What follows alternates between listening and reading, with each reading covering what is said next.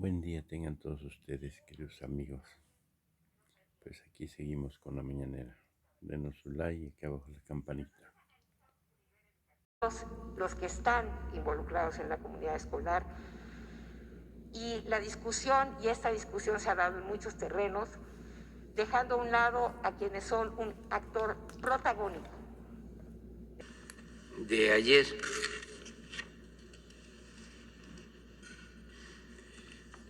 cinco compañeras y compañeros. Caracola. Nuria Fernández,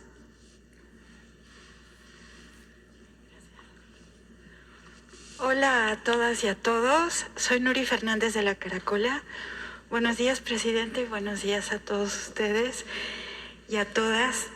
En realidad, pues, la pregunta que yo quiero plantear desde ayer tiene que ver con la reforma electoral y la exclusión. Pero antes de esto, me gustaría hacerle una pregunta a Alejandro Encinas, si es posible, que también tiene que ver con el tema de la exclusión, porque las niñas, los niños y los adolescentes son quizás el sector menos escuchado de la sociedad. Hay muchos sectores poco escuchados, pero quizás este es el sector que siempre es interpretado por otras personas y no oímos directamente sus voces como en la consulta que nos presenta Nayeli. Entonces, la pregunta para Alejandro Encinas es si el aumento tan importante en las cifras de violencia familiar y de violencia en general en los casos de niñas, niños y adolescentes tiene que ver con un aumento en la denuncia también, dado que este gobierno ha hecho una campaña importante para que se denuncien los casos. Y también, ¿qué medidas están pensando adoptar para bajar estos índices de violencia? Esa es mi primera pregunta y luego le quiero hacer una pregunta a usted. por favor. Sí, coincido.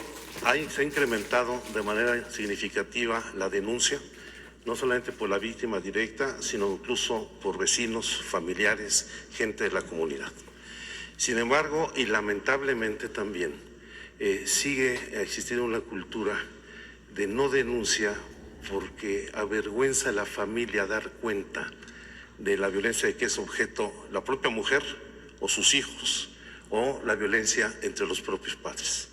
Por eso es muy importante entender que no basta el desarrollo de acciones puntuales del Estado. No es un asunto de un gobierno local, municipal o federal. Es una acción del Estado que tiene que desarrollarse firmemente para enfrentar esta situación. Pero tiene que haber acompañamiento de la sociedad. Y tenemos que hacer un replanteamiento, un cambio cultural en nuestras formas de convivencia dentro del núcleo familiar. Y aquí tienen que concurrir todos, las iglesias, las escuelas, los clubes deportivos, los medios de comunicación, porque lamentablemente, como lo hemos visto en estos datos, la violencia entró a nuestros hogares. Y la mejor forma de combatir esta violencia es el núcleo familiar. Y el núcleo familiar tiene que replantearse para poder lanzar este cambio. Y hacia allá se irán enfocando las acciones del gobierno federal y seguramente los gobiernos estatales y municipales. Escuchar a las niñas y a los niños, que este tipo de consultas como hace la Comisión de Derechos Humanos de la Ciudad de México es muy importante. No solamente hay que darles voz, hay que escuchar y dar respuestas a los niños y garantizar que puedan ejercer plenamente sus derechos. Muchas gracias. Y la pregunta sobre el tema de la iniciativa constitucional de reforma electoral tiene que ver con el acceso a la ciudadanía. El acceso a la ciudadanía es un largo camino histórico. Las mujeres hemos estado excluidas en casi toda la historia del derecho al voto y en este momento el tema sobre acceso a la ciudadanía en el mundo es el tema de los migrantes. Y si nosotros observamos, por ejemplo, la Ley Federal de la Consulta Popular, que norma las consultas y que, pues, desgraciadamente el INE no cumplió en toda su magnitud en la pasada consulta popular, marca dos temas. Uno, que debe permitirse el acceso del derecho al voto a los migrantes, sobre todo en Estados Unidos, y que debe promoverse toda forma de consulta y de elección entre ellos. Estamos hablando, y ellas, estamos hablando cerca de, pues, la cuarta parte de la población, 38 millones de personas, digamos que en edad de votar habrá unas 20, pero estamos hablando de una magnitud muy importante de población. Y además estamos hablando de quienes, pues a través de las remesas, están apoyando tan importantemente a la economía, ¿no?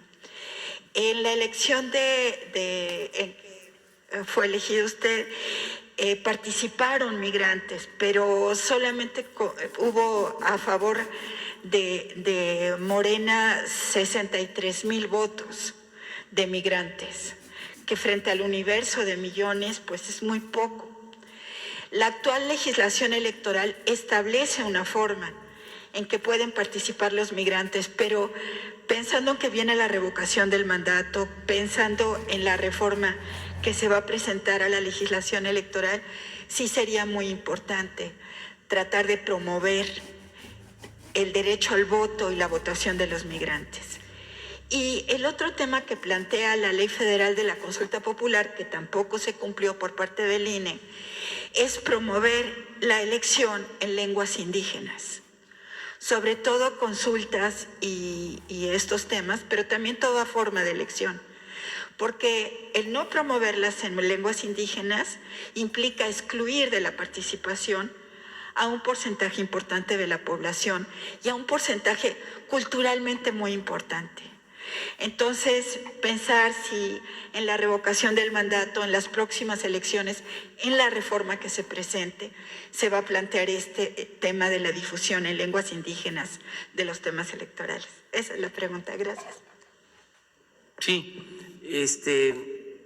vamos a presentar la iniciativa de reforma constitucional en materia electoral. Va a ser integral, vamos a plantear lo que tiene que ver con la organización de las elecciones, el papel del INE, del Tribunal Electoral,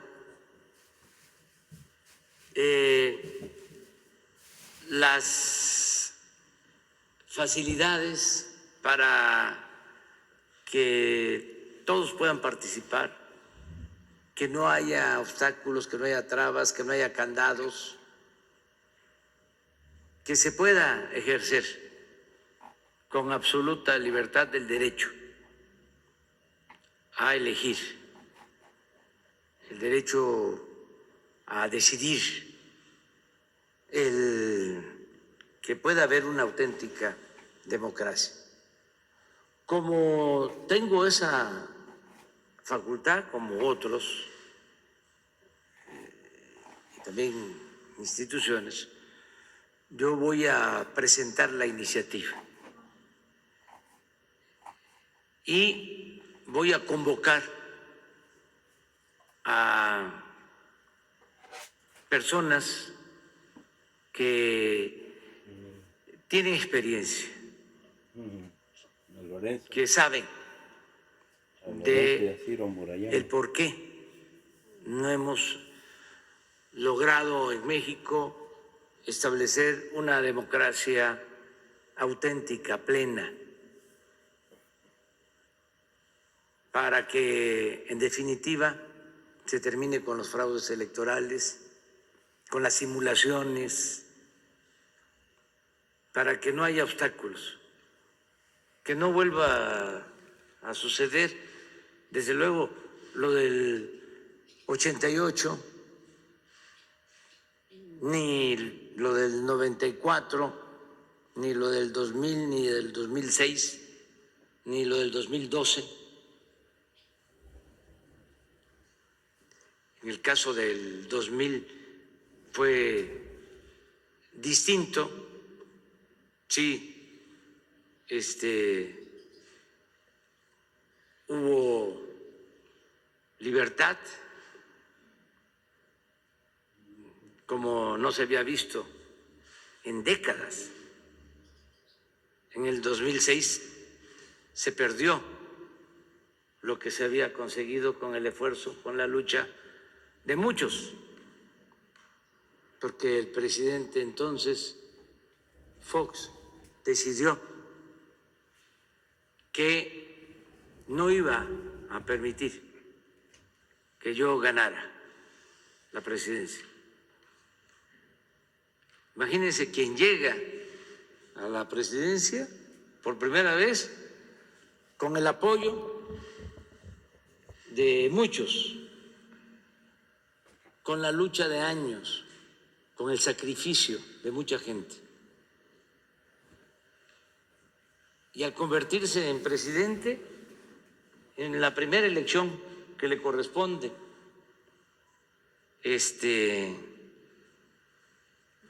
conducir, sobre todo en lo político y en lo moral,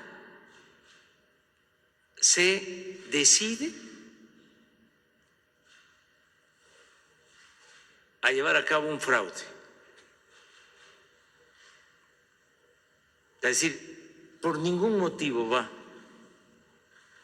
a ser presidente Andrés Manuel López Obrador. Hay testimonios.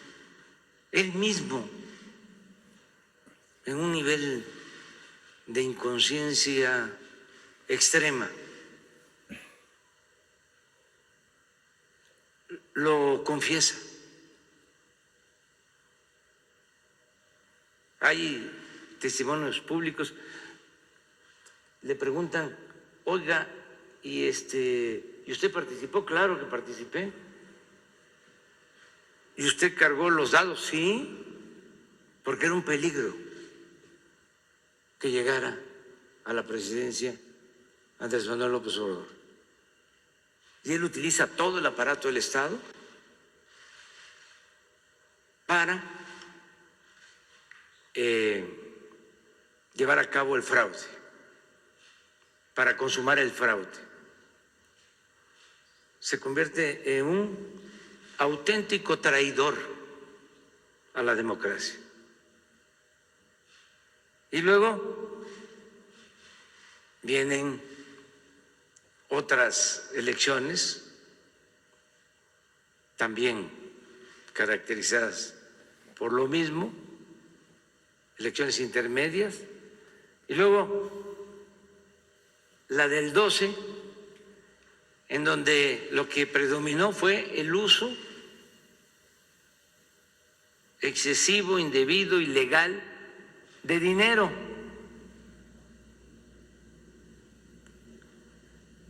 a raudales.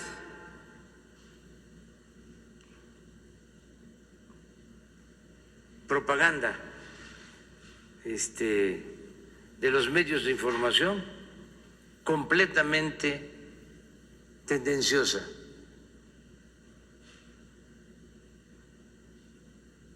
Era la candidatura de los medios de información y en particular la candidatura de la televisión. Y se impuso un presidente. Es hasta el 18 en donde la gente ya no lo permitió y salió a votar. Y fue mucho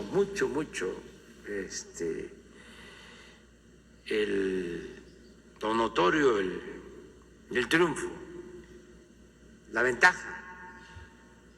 Ya no había ni todos juntos. Fue el pueblo. Pero quedan las mismas estructuras. Bueno, aquí la maestra fue víctima también del fraude electoral en el 17, ¿no?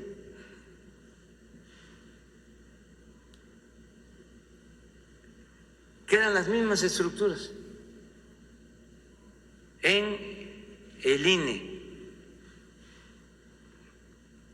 Increíble lo que hicieron en la pasada consulta. Guardar silencio, no promover la consulta.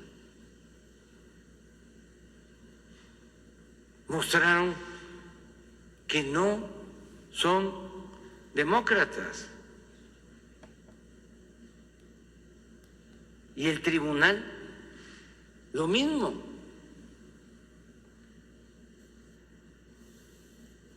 Facciosos, dominados por partidos, por grupos de intereses creados. Eso ya no puede seguir, no puede continuar. Hay que llevar a cabo una renovación. Ahora lo estamos viendo. El señor Chong, fíjense, en el Senado, la señora Josefina Vázquez Mota, oponiéndose a que se lleve a cabo el ejercicio de la revocación del mandato.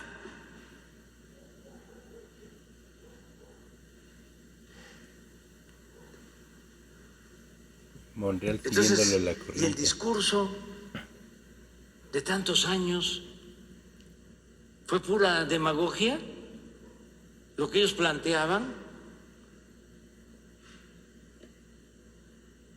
de la democracia participativa, del referéndum, del plebiscito, de la consulta.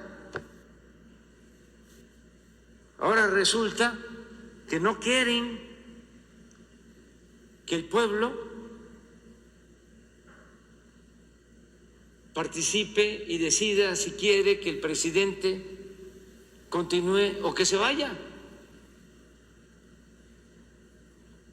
Porque el pueblo pone y el pueblo quita, y esa es la verdadera democracia. Y el pueblo es el soberano y es el que debe de tener siempre las riendas del poder en sus manos, no las camarillas como esta, que todavía predomina o existe en el poder legislativo. Imagínense, se reforma la Constitución, se establece en la Constitución que debe haber revocación del mandato. A duras penas se logró, a regañadientes. Se pudo hacer, como la otra consulta, el mismo día de la elección pasada de junio. No. Eso mandata la Constitución que se haga el mismo día de la elección. No, así fue la iniciativa, pero la modificaron para hacer la consulta en general luego de las elecciones. Y la revocación del mandato, lo mismo.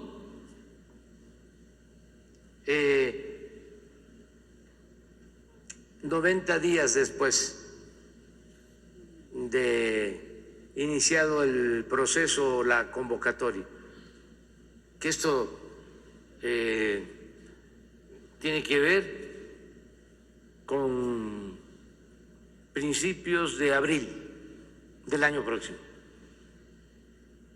Pero se logró la reforma para que haya la revocación del mandato. Sin embargo, llevan 2 años sin ley reglamentaria. Ayer todavía no se pudo sacar la convocatoria para un periodo extraordinario y que se apruebe la ley reglamentaria para que a principios de abril se lleve a cabo la revocación del mandato. Que se le pregunte al pueblo, ¿quieres que continúe el presidente o que se vaya?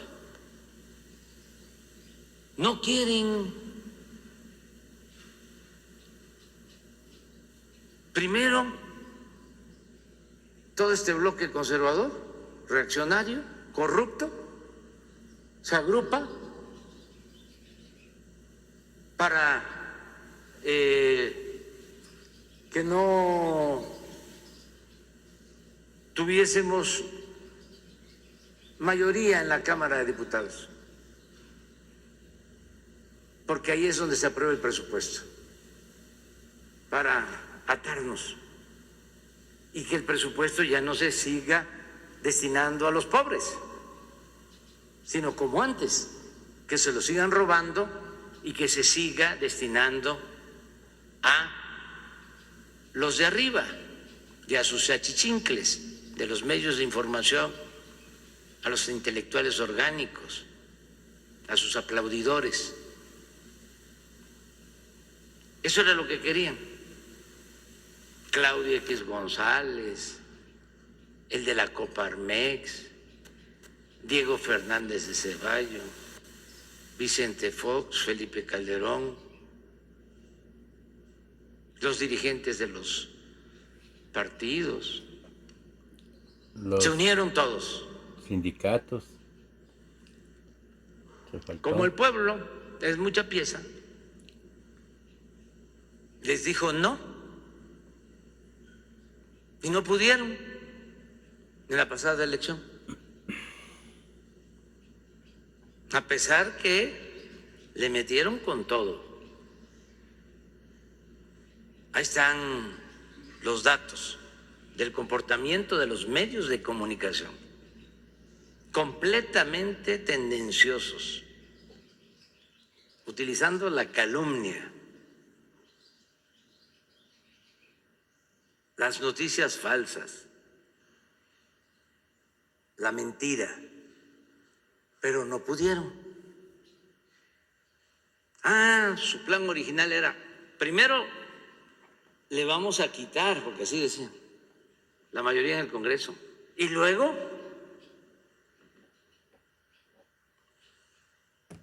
lo destituimos en el ejercicio de revocación del mandato. Pero ahora cambian de parecer.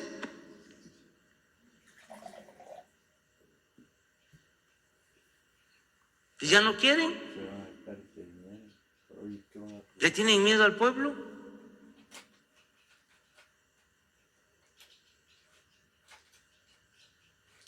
Entonces, están poniendo obstáculos en el Congreso. Ahí están unidos todos. Josefina Vázquez Mota, Conchón y otros que antes engañaban, porque son muy hipócritas, de que eran distintos, de que pertenecían a partidos distintos, cuando son lo mismo. Entonces, sí necesitamos una reforma electoral a fondo. Entonces voy a invitar a un grupo de ciudadanos, a quienes saben de esta materia, a quienes han padecido de fraudes electorales, porque se han burlado de los mexicanos. El fraude se ha impuesto en México por siglos, el fraude electoral. Entonces ya es tiempo de decir basta y terminar con toda la simulación, con estos consejeros y magistrados falsarios que no tienen una auténtica, una verdadera vocación democrática. Hay gente de todas las clases sociales, demócratas, auténticos. Entonces, tenemos que enfrentar esto, porque si no, quedaría cojo nuestro proyecto. Avanzamos en lo económico, en lo social, pero no vamos a avanzar en lo político. Tenemos que dejar establecida la democracia, en definitiva, y que pase al basurero de la historia el fraude electoral y todas esas prácticas fraudulentas que violan el derecho del pueblo a elegir libremente, que son contrarias a la libertad de los ciudadanos. Entonces sí vamos a hacer una buena reforma, vamos a proponerla y va a estar muy interesante el debate. Y volvemos otra vez a participar, porque van a entrar en escena los que antes engañaban de que eran demócratas. Van a seguir enseñando el cobre. Es como participar en una fiesta de disfraces, ¿no? Donde al final todos se quitan la máscara, ya están sus verdaderos rostros. En eso ha consistido todo este proceso también. Es muy bueno, porque lo peor es la simulación. Yo no voy a olvidar nunca lo que decía el doctor Nava en San Luis Potosí, un luchador por la democracia. Estaba de candidato y en San Luis habían 2 periódicos, ahora deben de haber más. Uno, tradicional, abiertamente defensor del régimen, sin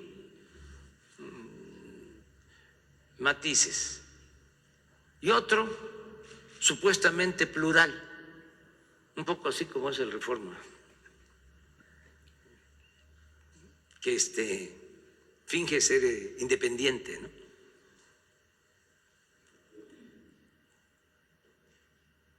Y el doctor Nava decía, el que más daño nos causa es el pseudo independiente. Entonces, este ejercicio ayuda mucho para que ya no haya esa simulación. Son momentos de definición. Ya no es tiempo para la aplicación de la política robalera, así decía don Jesús Reyes Heroles. Decía que solamente el robalo andaba en 2 aguas. Dulce y salada. Y muchos son así, convenencieros. Veletas. No se definen y se excusan de que son independientes, de que son objetivos, de que ellos no pueden tomar partido. cuando esa actitud es una toma de partido. Sin duda. Entonces, este proceso de transformación de México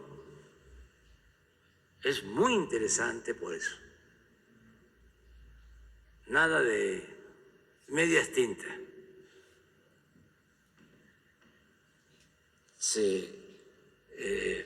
Tiene uno que definir para sacar adelante al país, para transformar.